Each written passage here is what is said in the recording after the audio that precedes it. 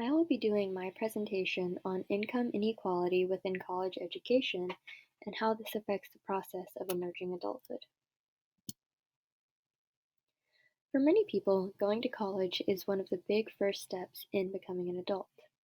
But to get into college, you must first apply, which is a long, hard process nowadays, and is one of the first things students do rather independently.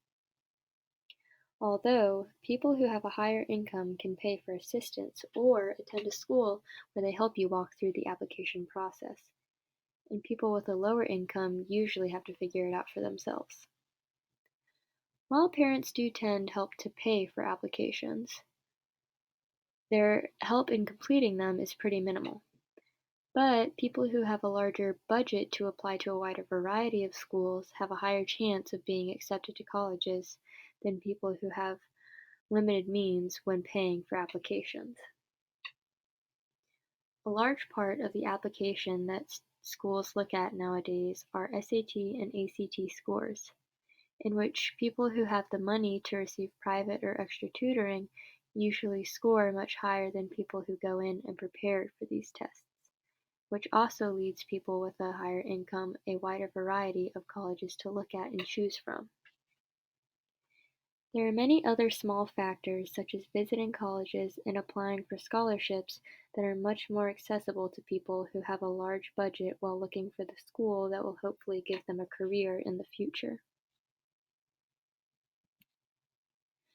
The financial responsibility that students take on once they are in college also plays a big role in the process of becoming an adult. For people that have to worry about paying off hundreds of thousands of dollars after college, it is a lot harder to take full advantage of your education and social life during those 4 years. For people whose parents are paying either all or at least some of their tuition, there is a lot more relief and time to focus on school as opposed to how you are going to make ends meet month to month. Many people, though, have survived paying off student loans and made a successful life for themselves after college. And this is usually because they made a reasonable and stable plan to pay off their loans. These types of plans can be very helpful in teaching people how to handle finances, which is a big part of growing up and becoming an adult. Although, for people who don't have a good plan, student loans can also stay with them for years after they finish school, and this can make many people feel like they aren't truly an adult until they've gotten rid of this financial burden. The opportunities you receive in college to further your later career are also a huge part of finding what you are passionate about and becoming an adult. These opportunities, however, are limited to those who have the freedom of other responsibilities during college. Some students work a full-time job along with being in college, which means they don't get the chance to participate in anything else that their college may provide. Many people feel as though they have to work every second they aren't in class to start paying off their student loans and support their college lifestyles. The balance of a full-time education and a full-time job rarely works out though, leading a lot of these students to drop out of college and focus on making the means to live. Even if these people can manage to take on both, they will miss out on many extracurricular activities and internships that will boost their resumes and experiences to further their careers in something they are truly passionate about, opposed to the jobs that they take on during college. One thing that truly shouldn't play a role in access to college, but unfortunately does, is the different demographics in our country. While many careers in our country require a college degree, a large portion of our population never receives a good opportunity to a college degree, which means that they never receive a good opportunity for a decent paying job. This is a huge issue in America because such a large portion of our population live in poverty, and it will stay this way until the poor are given the opportunity to receive that college education needed to get a good career.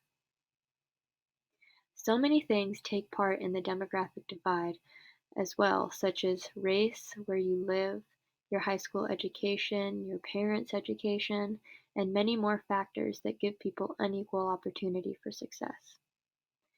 As you can see, the amount of Black children living in poverty largely exceeds the amount of white children living in poverty, creating racial divide within our economy and making it harder for Black college students to succeed at the same level as white college students. While so far the better option seems to be for more people to have a higher income, this isn't necessarily the best option. A lot of hardship comes to children who are brought up with the pressure of being successful. Most high-income students have high-income parents that expect their children to create a good career for themselves because of the money that they have given them to do so.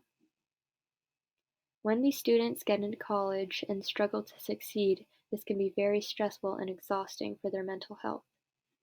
If people are brought up surrounded by money and learning that it is very important to have all of that money, then they will think there is no other option but to be financially successful.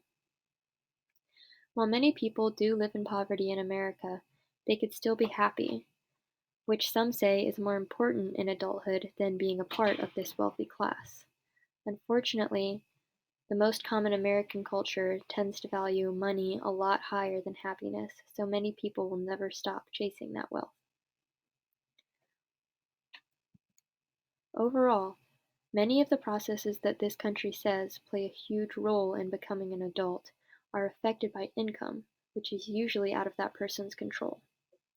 So if somebody can't even apply to college without the amount of money they have impacting that process, how are they supposed to go through a self-discovering process and choose a path they are passionate about, like the people who are given all the money they need during this process?